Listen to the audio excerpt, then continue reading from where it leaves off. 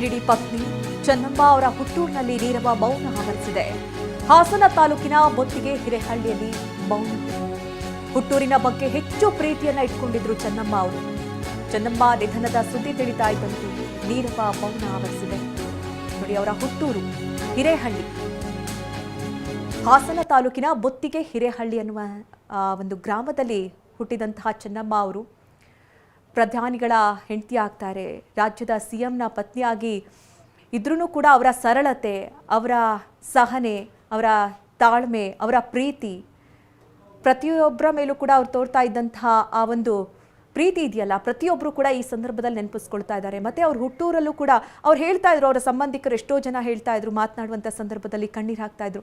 ನಮ್ಮ ಜೀವನವನ್ನು ಕಟ್ಕೊಟ್ಟಿದ್ದಾರೆ, ಎಷ್ಟೋ ಜನರಿಗೆ ಅವರ ಬದುಕಿನ ಉತ್ಸಾಹವನ್ನು ತುಂಬಿದ್ದಾರೆ. ಯಾಕಂದರೆ ಚೆನ್ನಮ್ಮ ಅವರನ್ನು ನೋಡಿ ಎಷ್ಟೋ ಜನ ಕಲ್ತಿದ್ದುಂಟು. ಅವರ ಬದುಕು ಬಂದಂತಹ ದಾರಿ ಆಗಿರಬಹುದು, ಅವರು ಅಲ್ಲಿ ಸಂಭಾಳಿಸ್ತಾ ಇದ್ದಂತಹ ರೀತಿ ಆಗಿರಬಹುದು, ಮತ್ತು ಪ್ರತಿಯೊಬ್ಬರಿಗೂ ಅವ್ರು ಕೊಡ್ತಾ ಇದ್ದಂತಹ ಧೈರ್ಯ ಆಗಿರಬಹುದು, ಬದುಕನ್ನು ಕಟ್ಕೊಡ್ತಾ ಇದ್ದಂತಹ ರೀತಿ ಆಗಿರಬಹುದು. ಹೀಗಾಗಿ ಅವರನ್ನು ಅಮ್ಮನ ಸ್ಥಾನದಲ್ಲಿಟ್ಟು ಅದೇ ರೀತಿ ಅವರಿಂದ ಪ್ರೀತಿಯನ್ನು ಪಡೆದುಕೊಂಡು, ಜೊತೆಗೆ ಅದೇ ರೀತಿ ಗೌರವವನ್ನು ಅವ್ರ ಮೇಲೆ ಇಟ್ಕೊಂಡಿದ್ರು ಆ ಜನ. ಆದರೆ ಇವತ್ತು ಅವರಿಲ್ಲ ಅಂತ ಹೇಳಿದಾಗ ಅದನ್ನು ಅರಗಿಸ್ಕೊಳ್ಳೋದಕ್ಕೆ ಅಲ್ಲಿನ ಜನರಿಗೂ ಕೂಡ ಸಾಧ್ಯವಾಗ್ತಾ ಇಲ್ಲ. ಯಾಕೆಂದರೆ ಅಲ್ಲೇ ಹುಟ್ಟಿ ಬೆಳೆದಂಥವ್ರು ಇವತ್ತಿಲ್ಲ. ಆಗಾಗ ಅವ್ರು ಹೋಗಿ ಬರ್ತಾ ಇದ್ರು. ಹುಟ್ಟೂರು ಅಂತ ಹೇಳಿದ ತಕ್ಷಣ ಚೆನ್ನಮ್ಮ ಅವರಂತೂ ಮರಲಿಕ್ಕಿಲ್ಲ. ಆಗಾಗ ಹೋಗಿ ಬಂದು ಅವರನ್ನು ವಿಚಾರಿಸ್ಕೊಳ್ತಾ ಇದ್ದಂಥದ್ದು, ಅವರು ಅಲ್ಲಿದ್ದಂಥದ್ದು, ಅವರ ಜೊತೆ ಇದ್ದಂಥವರ ಒಡನಾಟ ಆಗಿರಬಹುದು, ಪ್ರತಿಯೊಂದನ್ನು ಕೂಡ ಇವತ್ತಿನ ಈ ಸಂದರ್ಭ ಆ ಗ್ರಾಮಸ್ಥರು ನೆನಪಿಸ್ಕೊಳ್ತಾ ಇದ್ದಾರೆ. ಒಂದು ಕಡೆ ನೋಡ್ತಾ ಇರ್ಬೋದು ಯಾವ ರೀತಿ ನೀರವ ಮೌನ ಇದೆ ಅಂತ. ಯಾವಾಗ 2001ರಲ್ಲೇ ಅವರ ಬದುಕೋ ಚಾನ್ಸ್ 2% ಅಷ್ಟೇ ಅಂತ ಹೇಳಿ ಅವ್ರ ಅಳಿಯ ಹೇಳ್ತಾ ಇದ್ರು.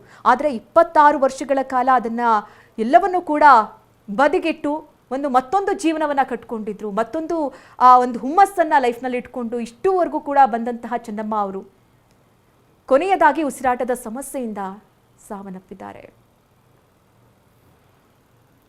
ಎಸ್, ಎಚ್ ಡಿ ದೇವೇಗೌಡರು ನೀವಾಗಲೇ ಹೇಳ್ತಾ ಇದ್ರು, ಅವರು ಮಾಜಿ ಪ್ರಧಾನಿಗಳಾದರು, ಸಿ ಎಂ ಆದರು, ಅವರ ಧರ್ಮಪತ್ನಿಯಾಗಿ ಚೆನ್ನಮ್ಮ ಅವರು ಜೀವನವನ್ನು ಸಾಗಿಸಿದ್ರು ಅಂತ. ಅದಕ್ಕಿಂತ ಮುಂಚೆ ನಾವು ಗಮನಿಸಿದ್ರೆ ಎಚ್ ಡಿ ದೇವೇಗೌಡರು ಡಿಪ್ಲೊಮಾ ಇನ್ ಸಿವಿಲ್ ಇಂಜಿನಿಯರಿಂಗ್ ಮಾಡಿದ್ದಂಥದ್ದು. 52ರಲ್ಲೇ ಅವರು PWDಯಲ್ಲಿ ರಿಜಿಸ್ಟರ್ಡ್ ಕಾಂಟ್ರಾಕ್ಟ್ ಆಗಿ ಇದ್ದಂಥವ್ರು, ಕಾಂಟ್ರಾಕ್ಟಿಂಗ್ ಕೆಲಸವನ್ನು ಮಾಡ್ತಾಯಿದ್ರು. ಆ ಟೈಮ್ನಲ್ಲೇ ಅವ್ರಿಗೇನು 54ರಲ್ಲಿ ಮದುವೆ ಆಗುತ್ತೆ, 1954ರಲ್ಲಿ.